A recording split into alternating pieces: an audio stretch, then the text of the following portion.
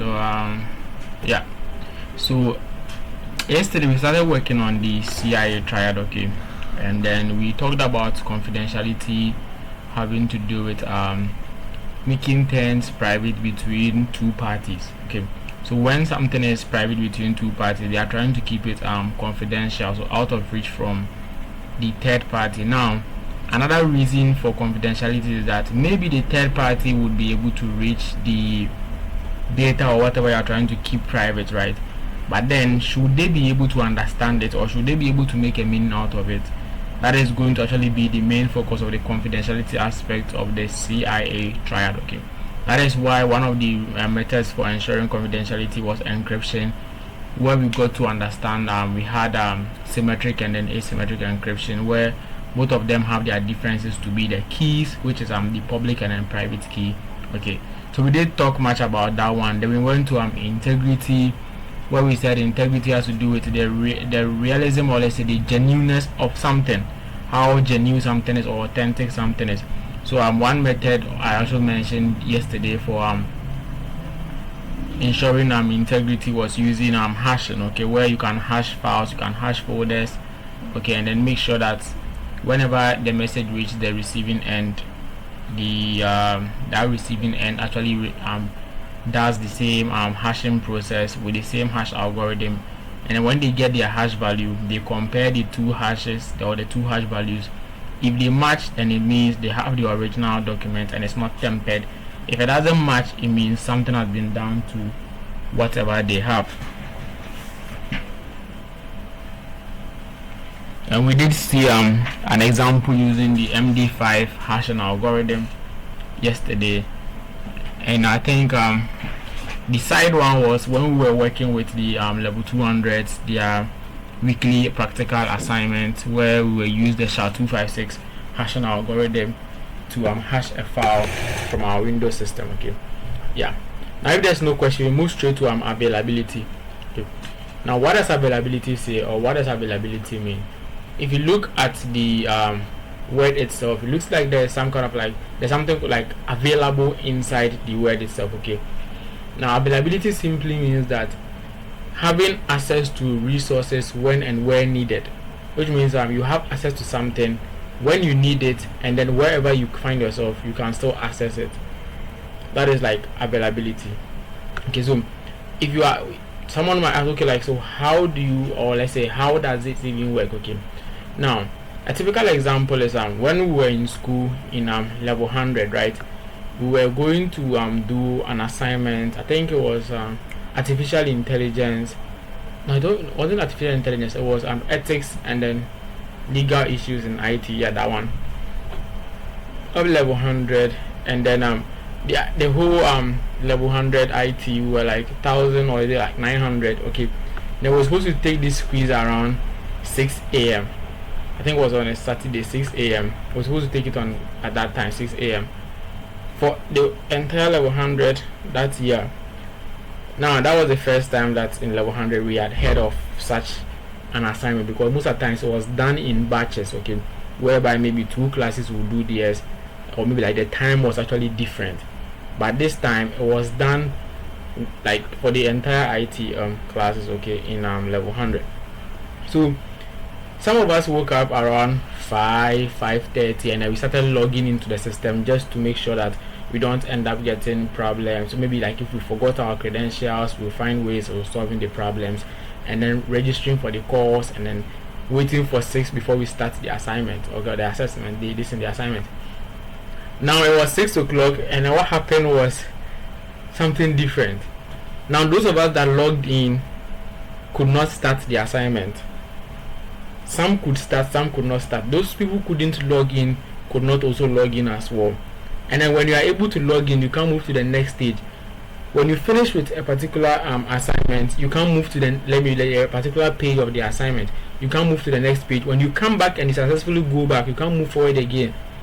If for some reason you try to log out and then re-log in, then you are left outside. Okay, so that aspect, that at that period, now the system or the service that we were supposed to actually get or enjoy wasn't available to us. The reason was because the server had some kind of low resources to handle the request that was coming in.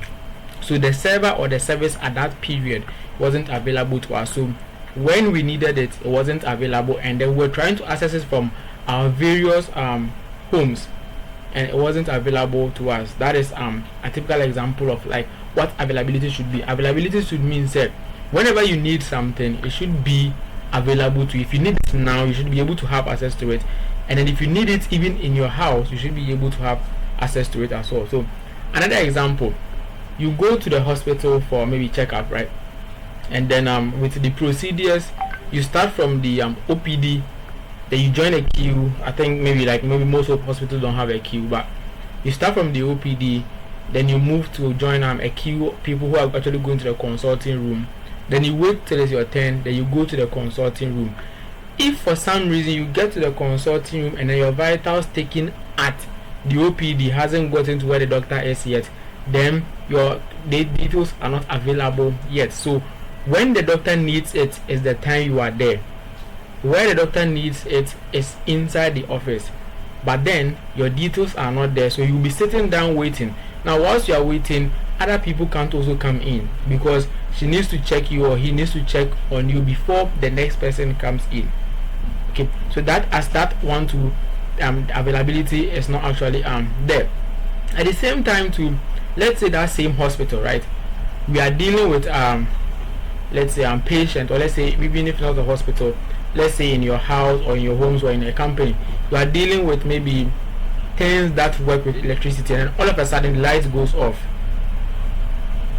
Then there is no availability of electricity, okay, because when you need the light to work, it's not there, and you need it at home to work, and it's not also there as well. Okay, so in cybersecurity, when we talk about availability as part of the CIA triad, we are trying to tell you that if you are in a company, or if you find yourself working for someone as a cybersecurity expert or analyst, you need to make sure that they have various measures put in place to ensure that the resources that they say they render should be available at all times.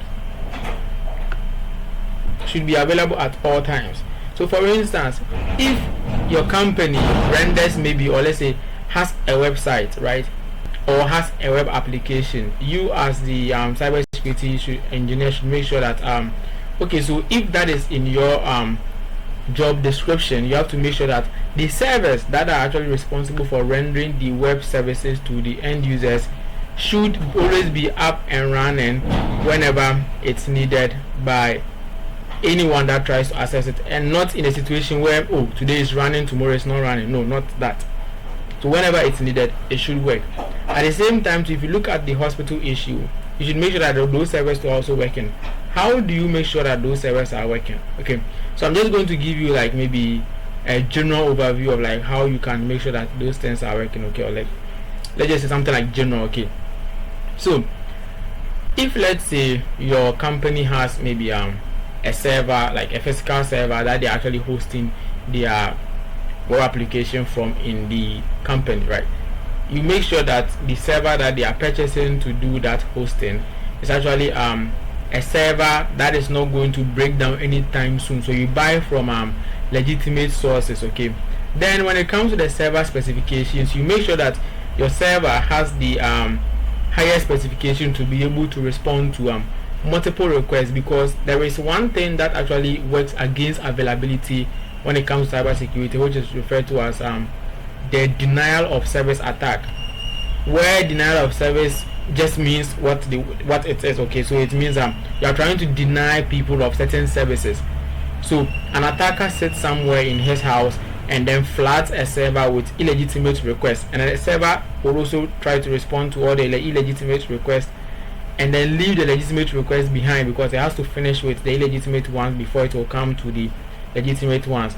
If your server is not strong enough, then the attacker might end up crashing your server, and then legitimate resources or requests do not go through to the server. Therefore, your server is not going to be available when it's needed. Okay, so you make sure that your server has the highest let's say high specification, let's say, to actually respond to a huge number of requests. When it comes to processing speed, is also fast, and then all those things as well. Okay, aside that, there are other things you can also check to make sure that these things, or let's say whatever they need that actually in your job description, is available at all times. Any question?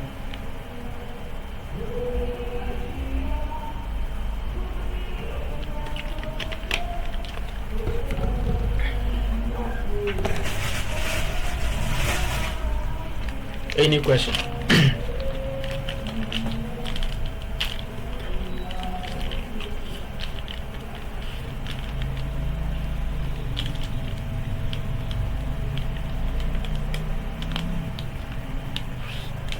No question. All right. So if there's no question, then I'm sure you understand the CI and then the A aspect of the CIA triad, and you should be able to explain it. I heard a sound. Is that a question? Or someone's hand is up?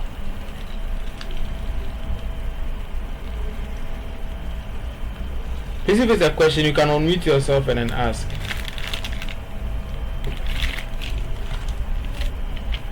Or is there someone's hand is up? Let me check. Check. Okay, there's nothing. Let me see. Okay, there's nothing here. So let's continue. No question. I think that was what the person said. Alright. So now we'll move on to the next theory that I have listed below here. Okay, authentication, authorization, non-repudiation, or you can also refer to it as accountability. Okay, so yeah, accountability. So let's start with authentication. Now, a question to everyone here: what is authentication, or what is your idea on authentication? What do you think authentication is?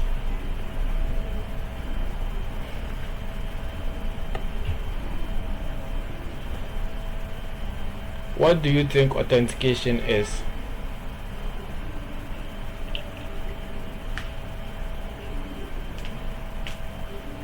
Maybe I'll have to mention names.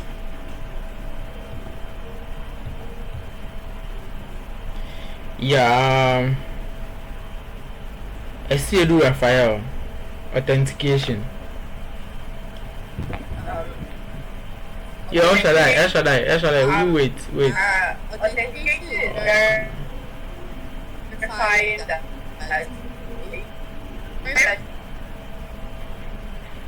Esiedu Raphael, authentication.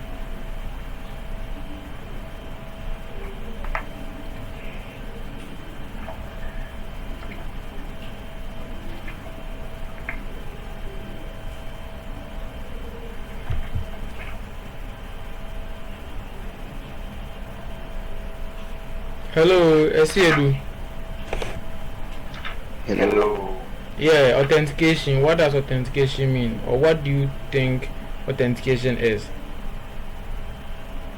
I just want to ask you. Right now, I don't have anything about that. It's like all of us here, this is our first time we're also doing authentication.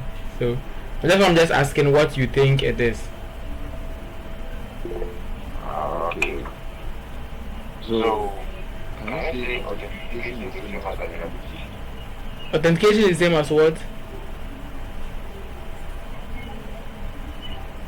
Hello. Yeah, I didn't hear the last part. You said authentication is the same as what? Availability.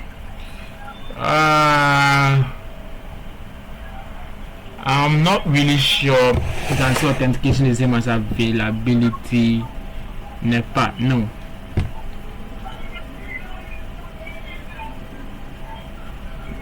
Alright, let's Okay. Okay, so Dominic and then Kweku Chinebo have their hands up. So Dominic, let's start from you.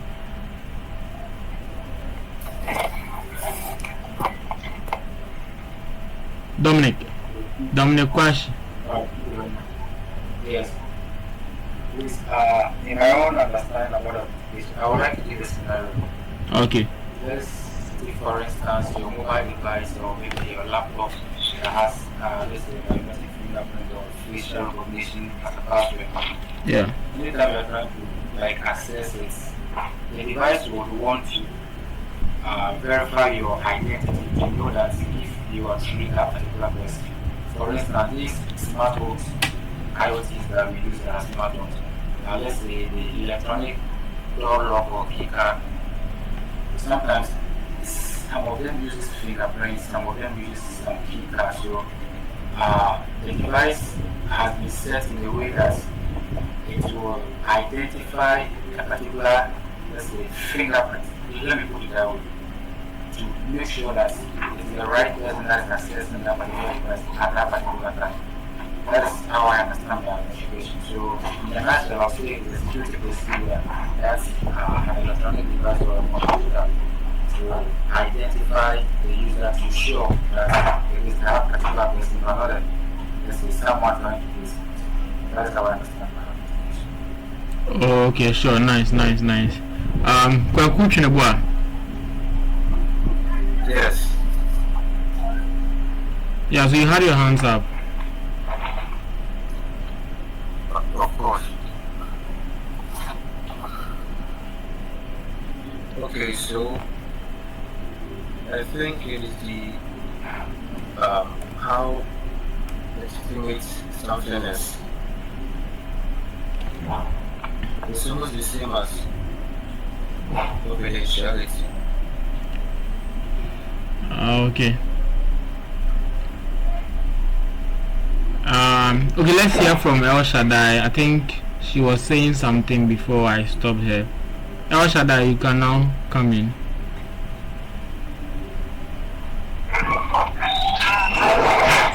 Authentication is verifying that users have the or sources. Okay, sure. Alright, so Edu Raphael, are you okay now with what they have said? Yes, please. Alright, so authentication has to do with verification, okay? So trying to verify that a user or an object or an item is actually who or what it claims to be. Okay, that is just a simplest form of authentication. Okay, like just so, like Dominic said, when you try to access your phone, the question is the phone yours? You said yes. Okay, so if the phone is yours, input the PIN. That is why you type in your PIN or your password or your passcode to unlock the phone. Now that thing you are typing is trying to verify that if you are a legitimate owner, because the idea is that only the owner should know about the PIN to unlock the phone. The same applies to your account as well. When you are going to authenticate, it will tell you that if you say you have an account on this platform, provide us with your username and password and let's see if it's true. You provide your username and then your password, and then the system checks it against whatever record it has, and then sees if truly you exist. If you exist, then it lets you into the system. Okay, but under authentication, we have three forms of authentication, which are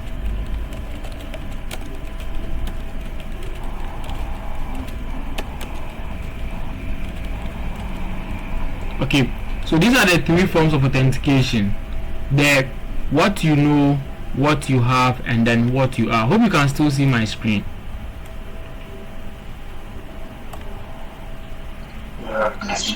Yeah. So the most common form of authentication we are all aware of, even though as at now we are all aware of these three, right? But then the one that we are all we all know to be common is the what you know form of authentication. This simply has to do with the things you know that you use to actually authenticate into a system. So for instance, your username, password, PIN code. I think this is pattern, or yeah, I think this is supposed to be pattern. Yeah. So those ones are the things you know and then you use to actually authenticate into a system. That is the most common form of authentication that we've seen. Okay, then there's the what you have. What you have has to do like something that belongs to you or something that you need to use to authenticate into a system. Okay, so we can have something like maybe RFID cards. I don't know, is it called key cards or keychains? Yeah, it's the same thing. So RFID cards, most of the times the same technology that exists inside the key cards. Okay, then we have your mobile phone too as well, which can also be something you have for authentication, mostly with the two-factor authentication. Okay, where you type in your credentials, okay, into the login system, and then a pin, or let's say a code, is sent to your mobile device for you to actually use to verify again. Okay, so you can have these ones being the what you have form of authentication. Then the what you are has to do with biometrics. Okay, where we talk about the fingerprints, voice recognition, facial recognition, then maybe iris scans or something. Yeah, these ones too. So this has to do with like your biometrics. Okay, so like I said, we know almost all of them, right? We know almost all of them, but then this is the most common one that we are aware of. Then these ones too are also there.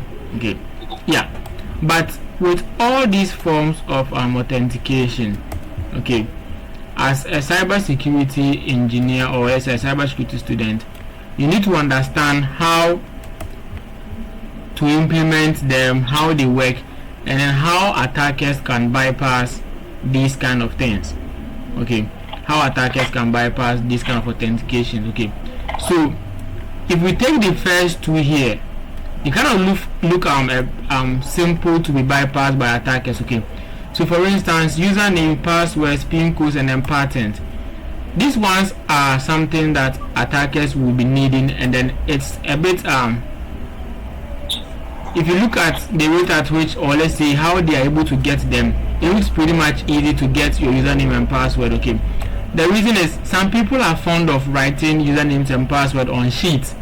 Some of you even write it at the back of your notebook just because you think you will forget, so you write it at the back of your notebook. Okay, and then you don't know who is actually in the same class with you or who is in the office with you and then has access to your notebook, because your notebook, you think that it's your notebook, so you just leave it on your table or on your desk. You don't know who is coming in for it. Some people also use what we call a sticky note in Microsoft Windows. So if you open their sticky notes, they have every account and then its password there. Okay, some people even use the physical one, the sticky notes, the ones that come in colors, right? So they write it there, and then in their office, on their office PC, they just mend it to the screen.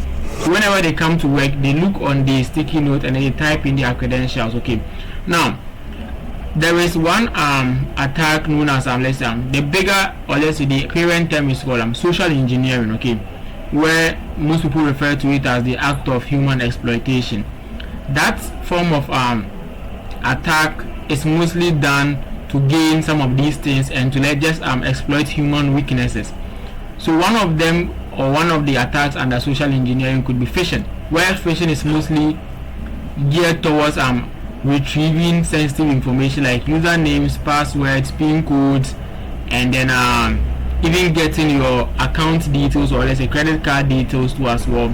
Okay, yeah, so when it comes to the what you know form of authentication, you need to understand how it works and then how attackers can actually get them. Then you can actually organize like an education session for your employees or the company you work in, so that they can protect themselves against those form of attacks. As an example, the phishing one, which is mostly common, and then most people are unaware of how it's done, so they tend to fall victims to it.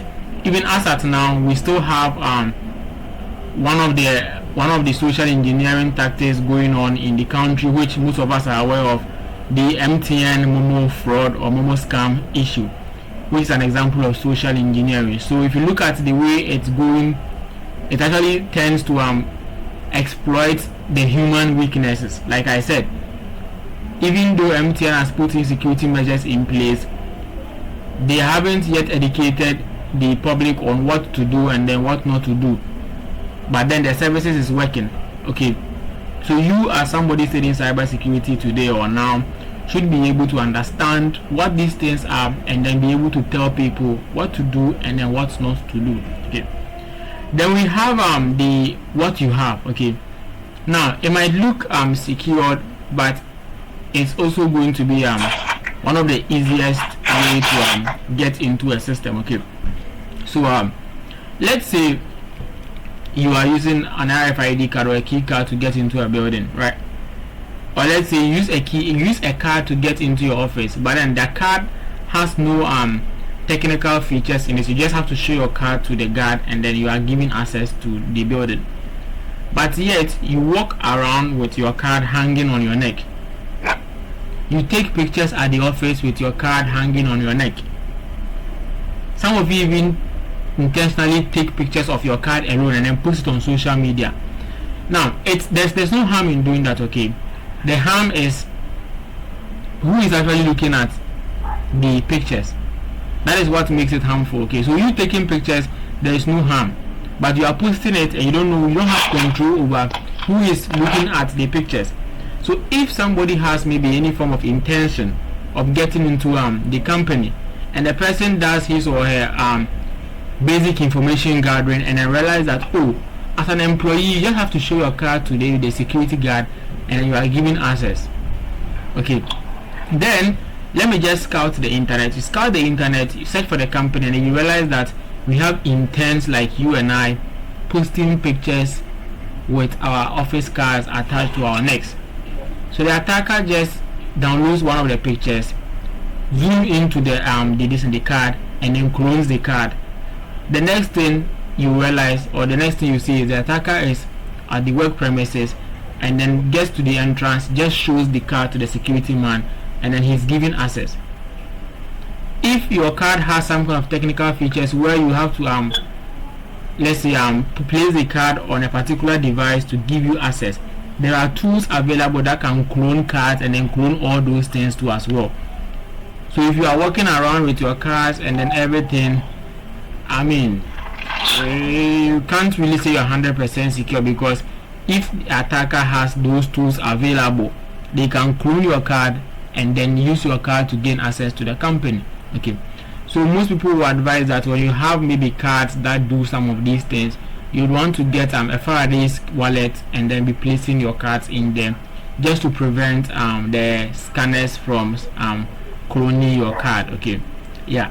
The for your mobile phone, that one is also another thing. So because you can always be called. You can always be called to actually provide the PIN. Okay, just like if you look at the way the WhatsApp account takeover happens, when they try taking over your account, they don't really need to have a mobile phone. Some people just call you and then tell you something that, I mean, since you are all in the university, they will tell you that you are in a class group. They are trying to add you to a class group, but it's not possible. So they are sending you a code. When the code comes, use the code to join the class group, but mention the code to them before.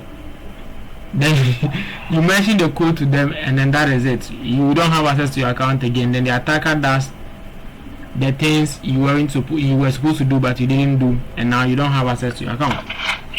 I think for now what would actually stand out is actually the biometrics, but I'm sure people are still finding ways to bypass these biometric stuff. Yeah, there's always a way. Okay, yeah. Any question on these ones?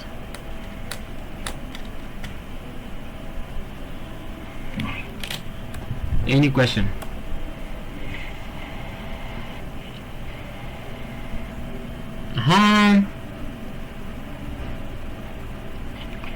Okay, Eugene, I've heard you. Okay, make a chica cry. Yeah, any question?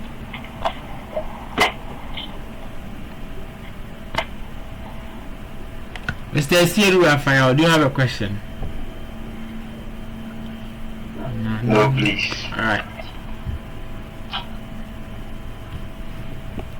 Okay, so if there's no question on what we've said about authentication,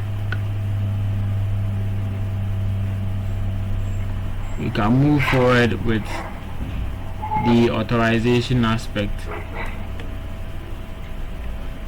Now, what is authorization? Since we've talked about authentication, what is authorization? What is authorization? Isaac Jonan.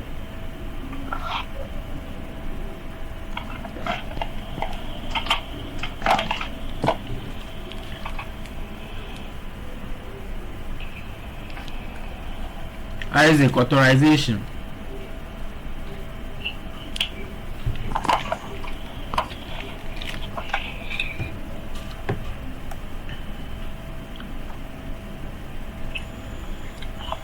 Yeah, hello. Yeah, we are here.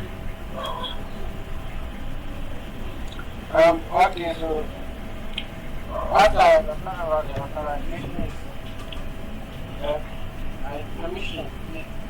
permission of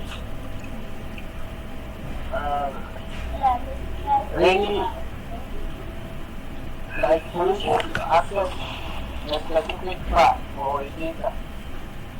Okay. Fatima Ibrahim.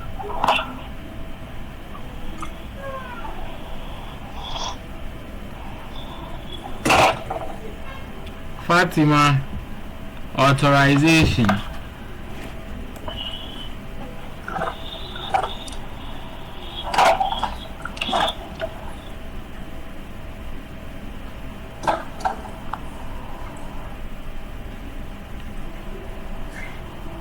Fatima.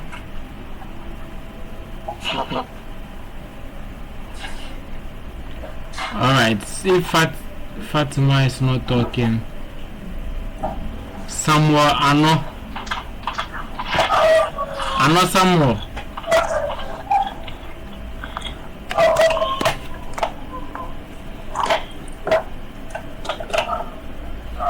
Ano Samuel, authorization.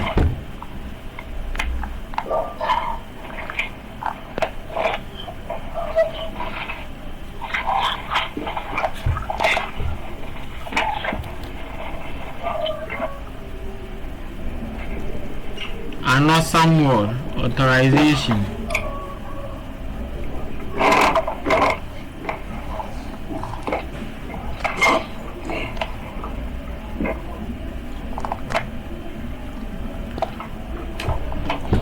Alright, one last person. Ano Samuel is off the call. How? Anyways, one last person, then we continue.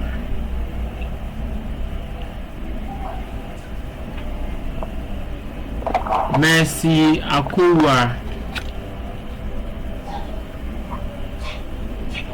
Mercy, authorization.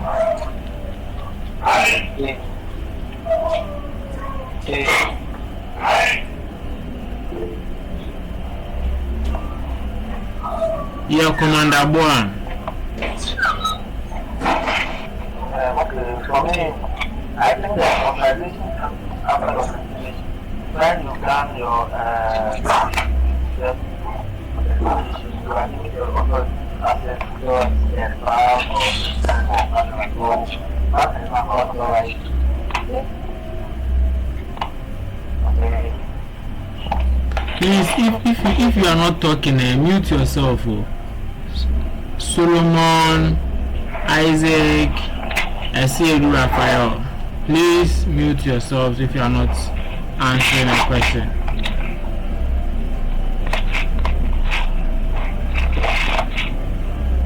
Solomon and Esiedu Raphael, please mute yourself if you are not talking.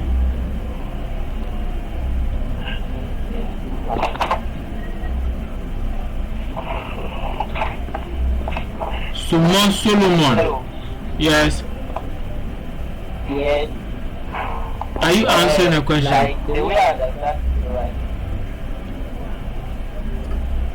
It's like let's take an example. The students are limited like having their platform, like they are doing what they write in exam.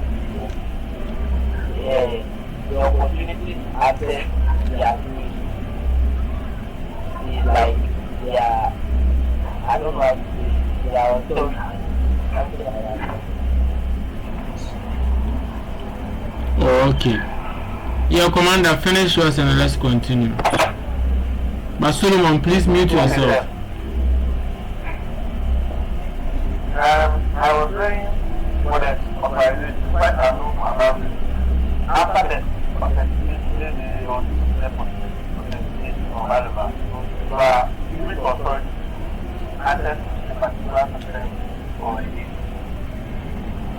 Oh, okay. Yeah, so that is authorization. Okay, so giving permission to, or let's say granting permission to access certain resources. Okay, that is authorization. So when you are being given permission to access certain resources, and it mostly happens after authentication, because most of the times it's dependent on what you authenticate as or who you authenticate as. That is what you would actually be used to get your role or your permission. Can you hear me?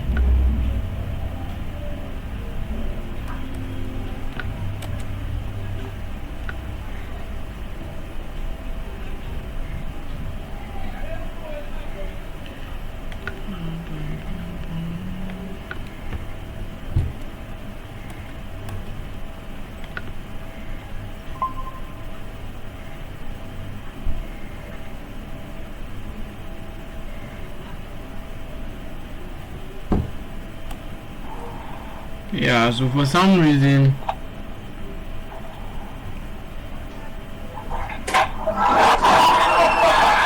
okay, so I'm back. Mr. Raphael, please mute yourself if you are not talking.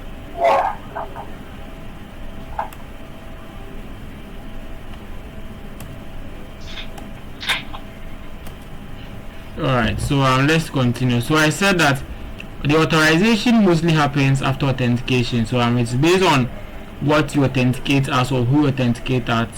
That is when you get certain permissions or certain roles being assigned. Okay, so the most common form of authorization is the role-based authorization. Okay, so you authenticate into a system, and then based on your role you are given access to certain resources. Okay, so an example is what I think Solomon was trying to give. When you look at the system, the school system, right, you might have the same interface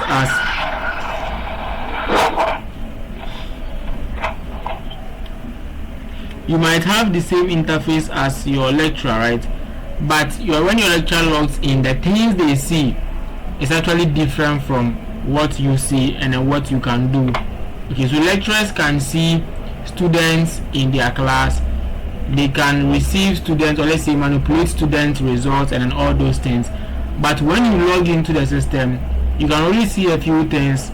For instance, you can see your information, you can see assignment, you can see remarks.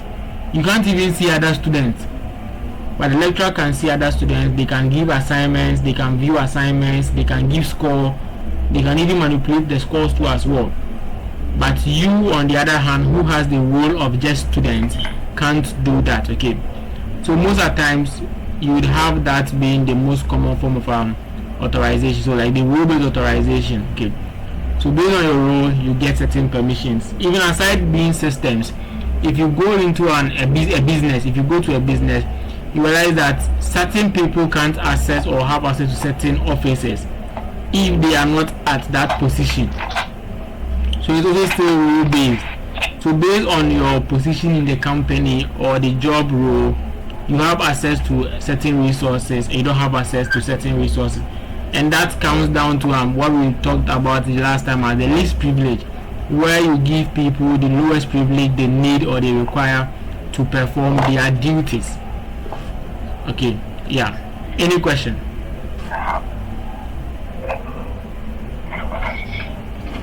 Any question?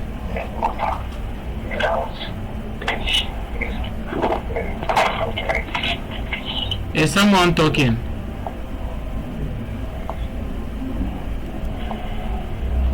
No. No. Mr. Siri, your mic is too on, no, so it's like you're always talking small. Hello.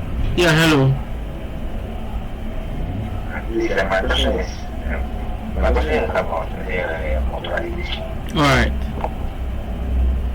Okay, so let's say maybe I'm having access to access to the portal without permission. Is that authorization? You're having access to Amstead Student Portal without permission. Depends on how you are having access to it. Yeah, is that? Pardon? It depends on how you are having access to it, but authorization has to do will come after authentication. So whether you hack the system or whether you have a credentials, authorization is just happening after authentication. When you authenticate into the system, the rules or the permissions you have is the authorization we are talking about. How you actually gain access to the system is something different from authorization. Okay.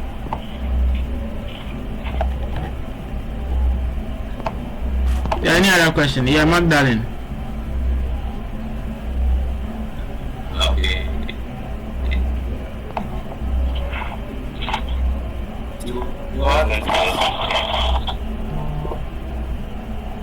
I didn't hear your question.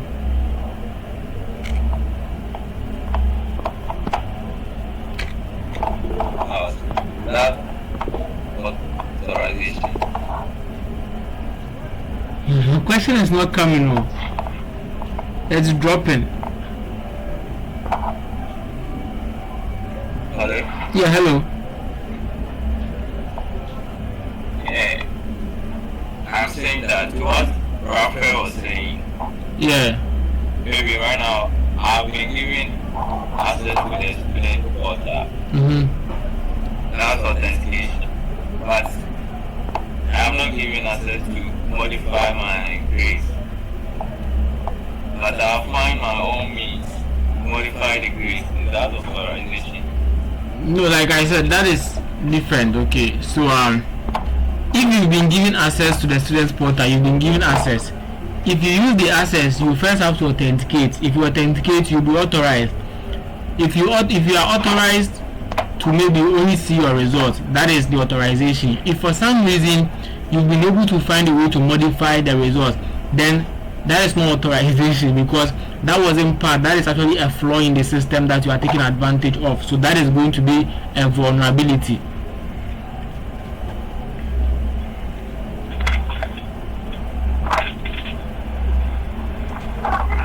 Yeah, Commander.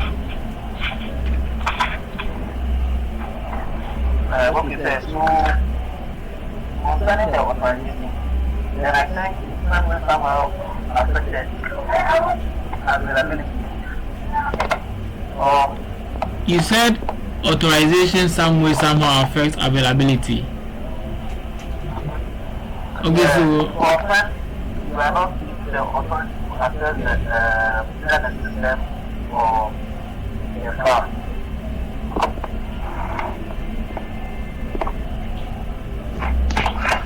yeah, you said something. You said when you are not given access to. Yes, I said it affects availability because you are not giving the authority to access a system or a file. I'm not really understanding you, because authorization would be done when you are given access to something. So let's say, like Magdalene said, you've been given access to the student portal. But with that access, what are some of the things you can use that access for? That is where authorization comes in.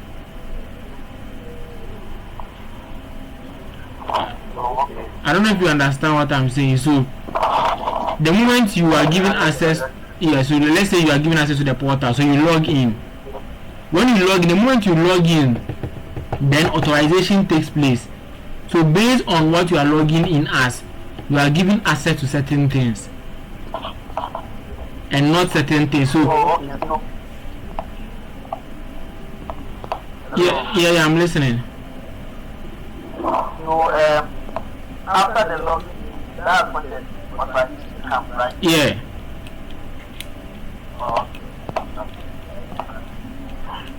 It's just like maybe you are coming to Amstead, right? Now everybody knows that every university is open. Like no university is closed, anyone can just walk in, right? But to actually be as in there as like maybe an Amstead student, right, you need to be given access to Amstead, like to be able to come there to learn. But when you even gain admission to come to Amstead to learn, it's not every place you can go. You can enter freely. Then that is where the authorization comes in, because you are not authorized, you are not given the permission to go to those places. Yes, I've seen something in the chat.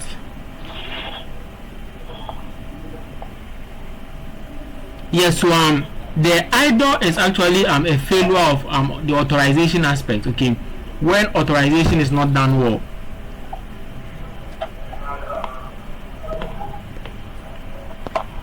That is why IDOR falls. So IDOR is actually here under when authorization is not done well.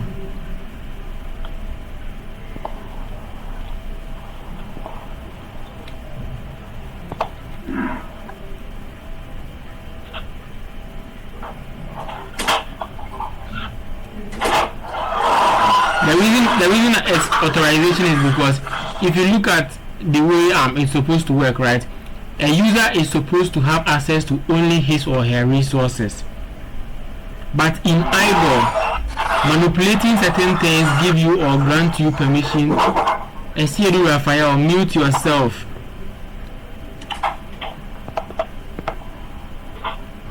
But in the IDOR, you manipulating certain parameters give you access to view certain resources that you don't have access to. So that one is a vulnerability on authorization. Yeah. I mean, is that okay? You said? I mean, is that okay? All right. Yeah, Mr. Dominic.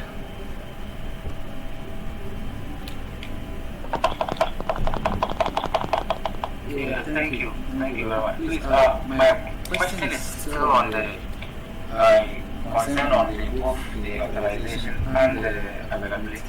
Okay. For instance, let's say we are all on a platform, or let's say we are all on a portal, and you happen to be on an administrative level. Yeah. On that portal, where me I'm on just on the ordinary user level. So there are certain things you can modify, I cannot modify. Yeah. There are certain things you can see, I cannot see. Can I say that the administrative level has been limited to my own aspect that let's say the administrative level is not available for me in my own self, like in my own let's say how do I put it? I just want to connect it to the availability to see whether that particular issue or not. Like availability, let's say how availability affects what do you call it, authentication. Because I log into the portal, but I'm not on an individual level. I cannot modify things. I cannot see certain things of some of, let's say, the users on that same portal. So those credentials or those, let's say, data is not available to me. You understand? Yeah. So in issues like this, can I say availability can affect authentication? I don't know if that's the right way to look for my question. Okay, so I'm listening. I don't know, is it clear? My scenario is clear? Yeah. So listening to where you started from and then where you are ending, okay. Yes, you can say anything you want to say when it comes to what you are saying. Okay. But the thing is, this is a business, this is a process.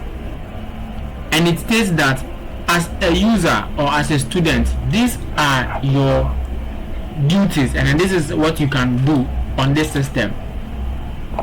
That is what you are actually supposed to do. Administrative job anywhere, Juma. So you shouldn't have access to that one. Okay, so if this is your point, right? Let's say you are at you are at your website and then administrators, let's say maybe let's take for instance you are a mason, right? and then you are maybe Abba Fresh, you just came into the job, and maybe in a day you are supposed to maybe lay 100 blocks, and then administration is supposed to lay 1,000 blocks. Would you say that since you are going to lay 1,000 blocks, why shouldn't I didn't know be a crime I won't lay 1,000 blocks, but you are laying 100 blocks?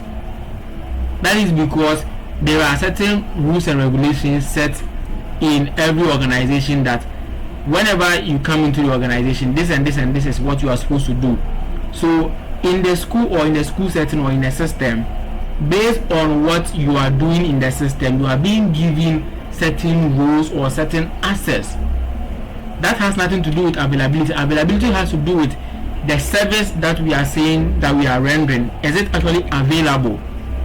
The school hasn't told you that it's rendering administrative service. No. In the LMS, it's actually learning management system, which means there is someone going to manage the learner. That person going to manage the learner, is the LMS actually enabling the person to manage you? Yes. Are you able to be managed on the platform? Yes. So the service is there and then it's available. Your authorization and then your permission and whatever you can do on the system is just some kind of rules and regulations that have been stated that as a student you need to have access to this and this. As an administrator you need to have access to this and this.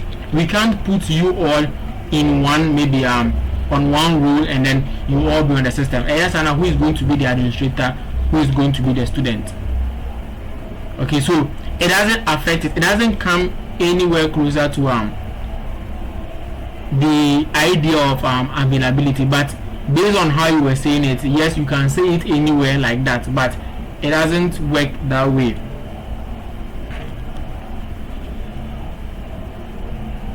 Any question? Any other question? Okay, thank you very much. Thank you. Yeah. I now understand it.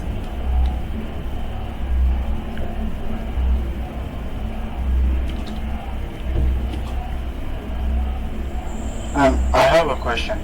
All right, Joshua. So would there be a case where authentication is not there, but we have authorization? A situation where there is no authentication but then there's authorization. Yeah. Now I've barely seen a scenario like that because, like I said, most of the times authorization comes after authentication. Okay.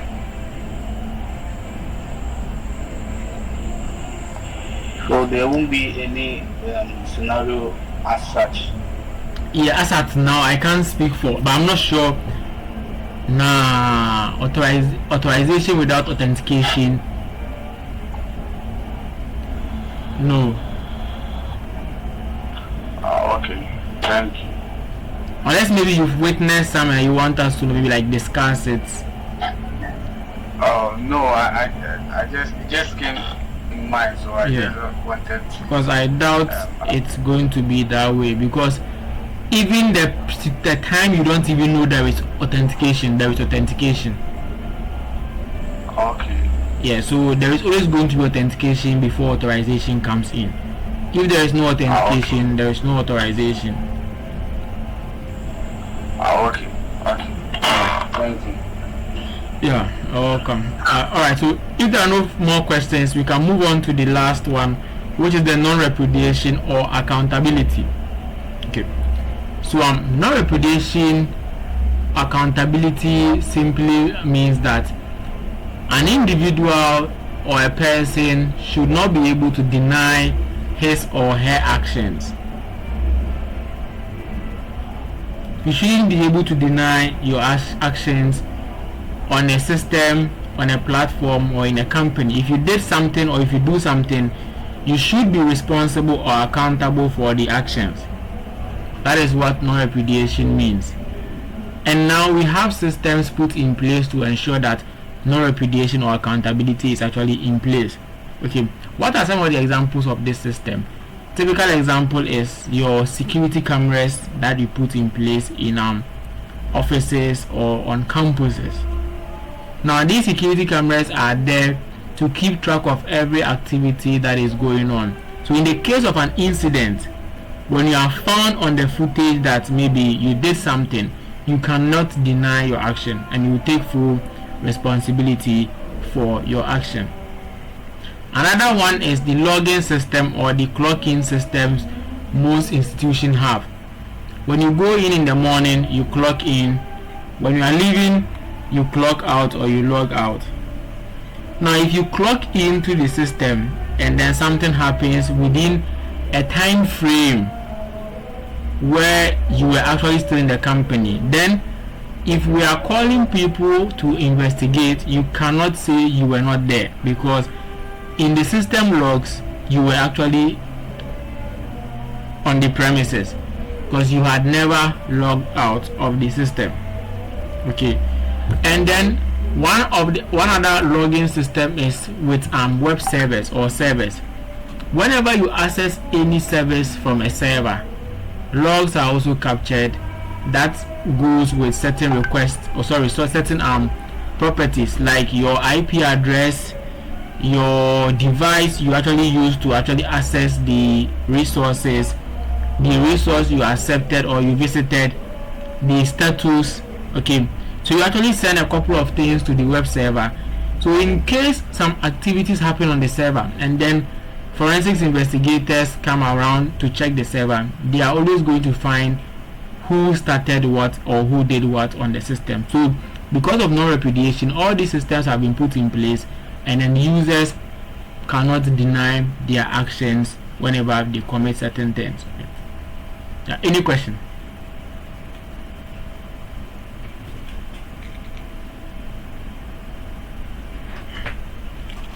Any question on non-repudiation? Yeah, Magdalene.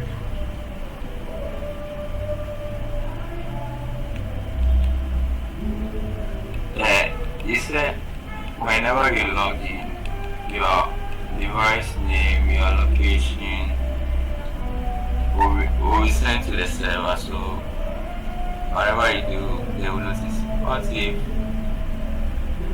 the person is using a VPN? Yeah, so if you are using a VPN, whatever the VPN provides, right, is what is going to be sent. But there is always a way to track you down even though you are using a VPN. Okay, so what are the ways they can track you with when you are using a VPN and maybe you are not using your real name? Okay, so the best thing I can tell you is that make sure you don't do anything funny on the internet, and I think nobody will be after you. But if you try doing anything funny, no matter what you do or no matter how you try to use your VPN or whatever you think you have in mind, if somebody decides to look for you, you'll be found. That is if whatever you are doing, your activities call for actions. Okay, so the best thing I can tell you is that there's no need knowing the way you can be tracked. Just know that if it's time, you would be, and they will find you. So just don't act funny on the internet. Just do what you are supposed to do and then leave.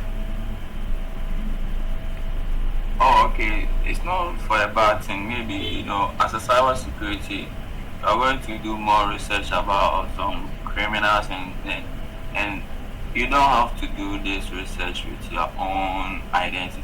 So, in order to stay anonymous, that this suspect won't know that you are the one searching for the information. Some are very critical that they can even know that you are searching their information. Yeah, so that's why I'm asking that. It's not about doing anything wrong. Alright, but I know what you.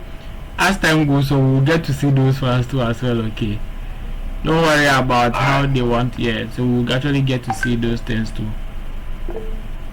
Yeah, Dominic. Okay, thank you very much. So please, my question is, as a digital forensic scientist in a company, can I use keyloggers to monitor non-repudiation going on the system? If you look at the way keyloggers are, so like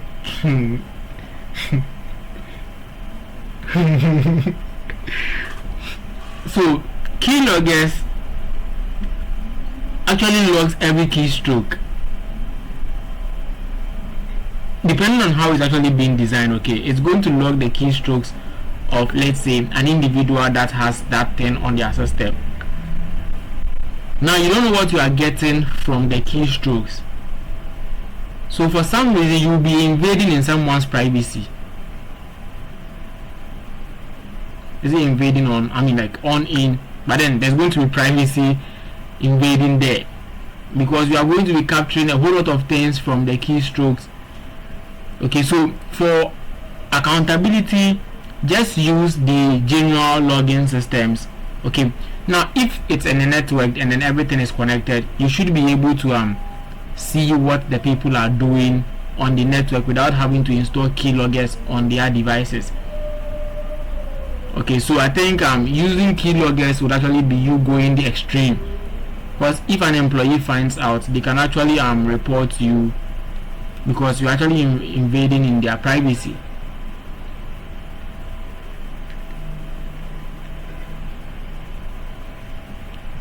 Okay, thank you very much, sir. Thank you. Any other question?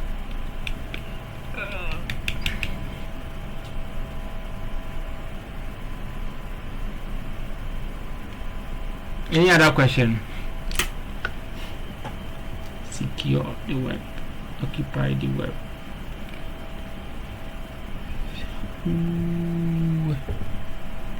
Alright, so there's no question. Let me check my next slide. Where is it? Alright, so we have some terminologies we're supposed to discuss as well. Okay, yeah. So today you'll be given an assignment as well to go and do, and then you submit the assignment before Monday. And once again, like I said yesterday, the week lesson, or Monday, Thursday, and then today, was actually a welcome class for all of you. So in case you feel like you would still want to continue, next week is going to be for only those who have made payment and then want to continue with the class. So if you still want to continue, then you have like from today to Monday to let us know that you want to continue, and then you would actually be allowed access to next week's class. Okay, yeah. So from next week we are going strictly by payment. Okay, so if you make payment, then you actually join the class. Yeah. Any question before we continue?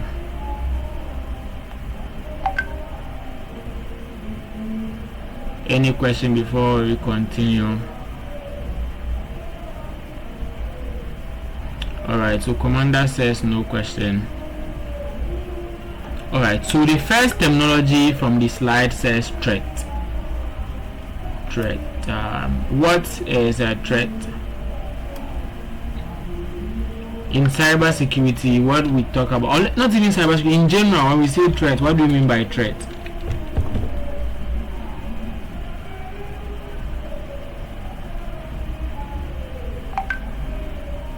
What do you mean by threat in general? So let me mention names. What? Okay, Oshada is talking. Yeah, Oshada, let's hear you.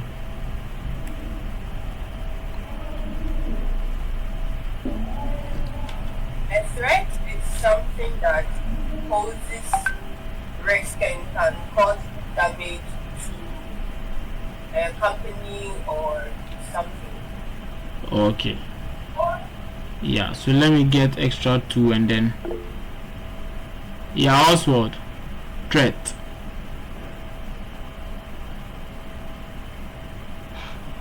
A threat seems that's Oswald, your voice. We can't hear you. That will cause. I Charlie? said a threat is any incident that could cause a negative effect and affect. Oh, okay, yeah, sure. Who is calling? Pabua.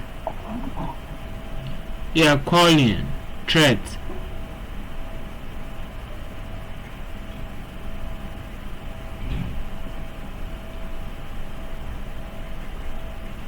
Calling. Pabua, threats. What's your idea on threats?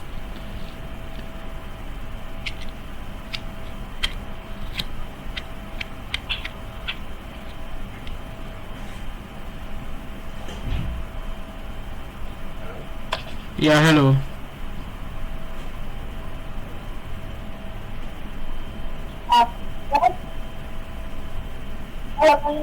Yeah. Okay, threat is that something harmful, like attacking some or some.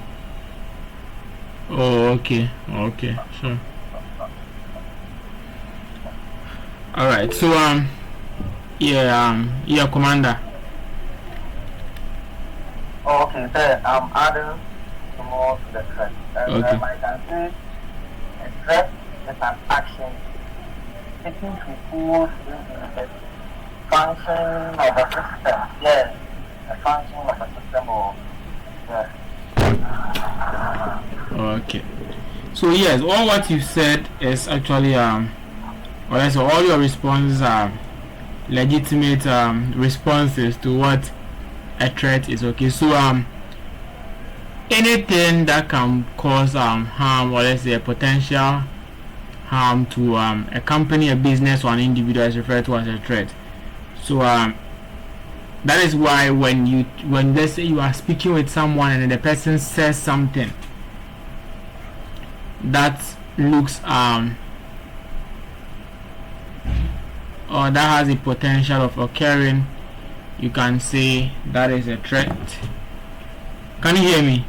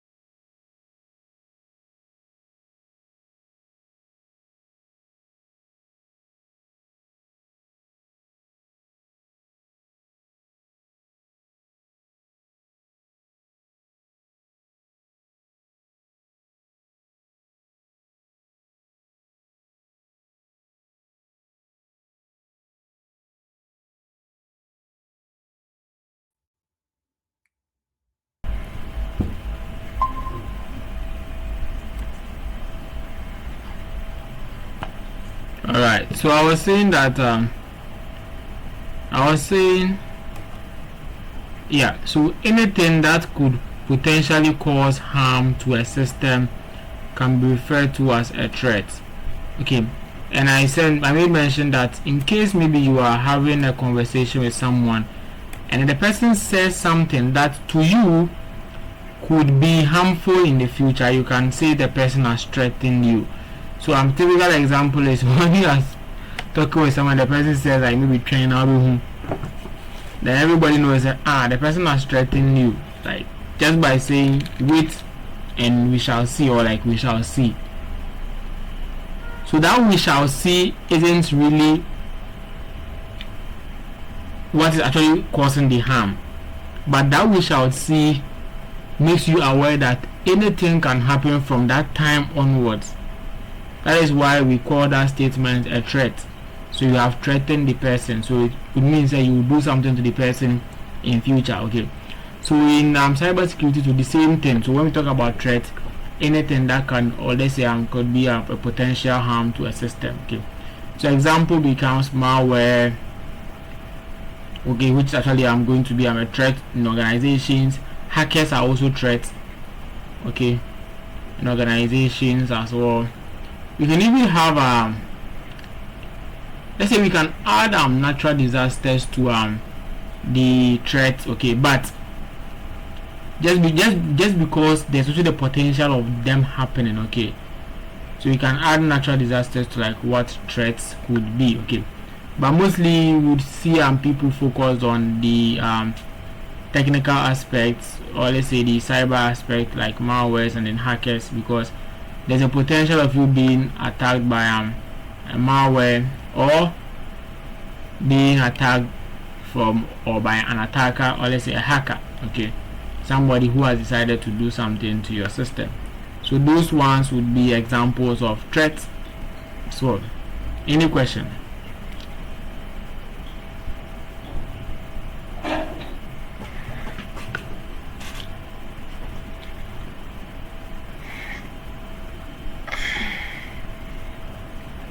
Any question?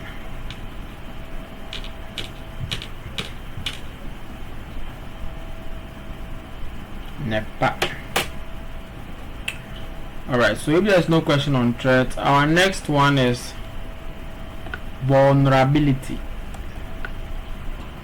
What is vulnerability? What do we mean by vulnerability?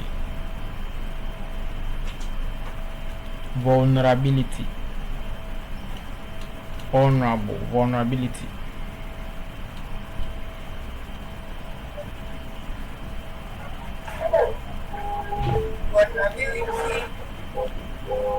the flaw in the system that attackers can use to access vital information.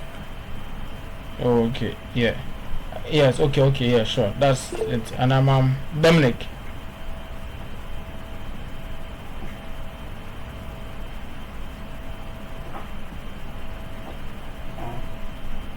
Yeah, Dominic, you can talk. Okay, thank you very much. Fair, Dominic. You to like put the this and the question on the screen so that I can screenshot it, please. Thank you. Okay. Where is it? This one or which one? Thank you very much. Dan. Thank you. Alright, sure. Alright, so vulnerability.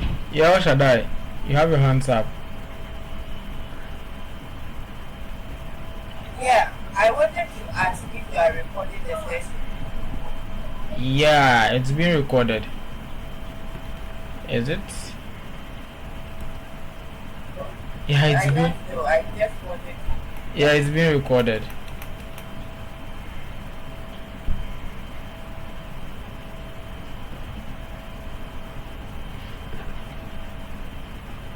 Yeah. Any vulnerability. Apart from El Shaddai, anyone with a different. I think I'll have to mention names. Let's hope we get people. Okay, Eugene in cancer.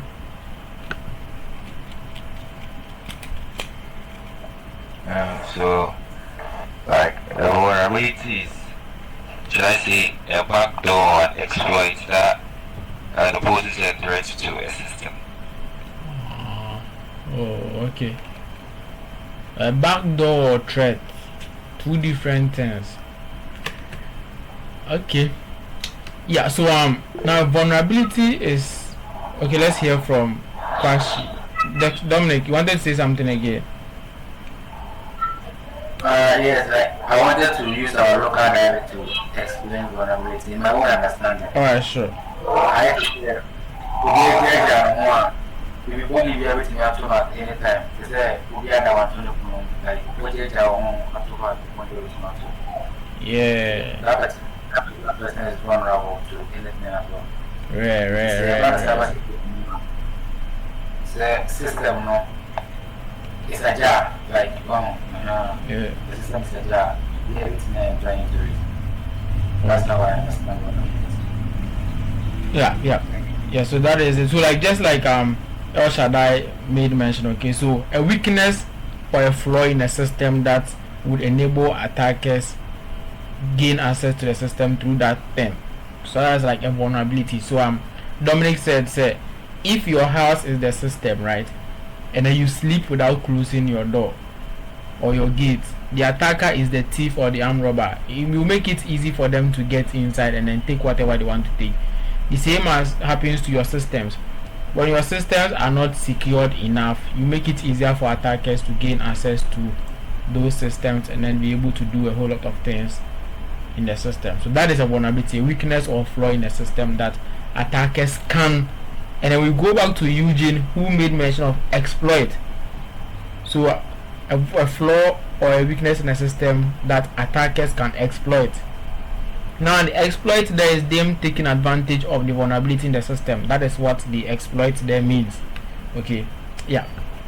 So which attackers can actually exploit to gain access to their systems. Any question? There are a whole lot of vulnerabilities out there, okay? A whole lot of vulnerabilities, whether being it if you look at web applications, whether being it server side, client side, there are a whole lot of vulnerabilities out there. Yeah. Even if you go into networking, there are other vulnerabilities available there. So what attackers do is they know the vulnerabilities and then they look for the vulnerabilities in the system. So if you are planning to become maybe an ethical hacker or maybe anything that has to do with maybe finding vulnerabilities and then exploiting them, you need to understand the system, know some vulnerabilities that can be in a system, know how to look for the vulnerabilities in the system, and then how to exploit the vulnerabilities you find. I think that is what most of the times they do. So they know about the system, they know the vulnerabilities that can be found, they look for the vulnerabilities. When they find them, they try to exploit them. If it works, fine. If it doesn't work, too, fine. Either way, they are doing their job. Okay. Yeah. Any question?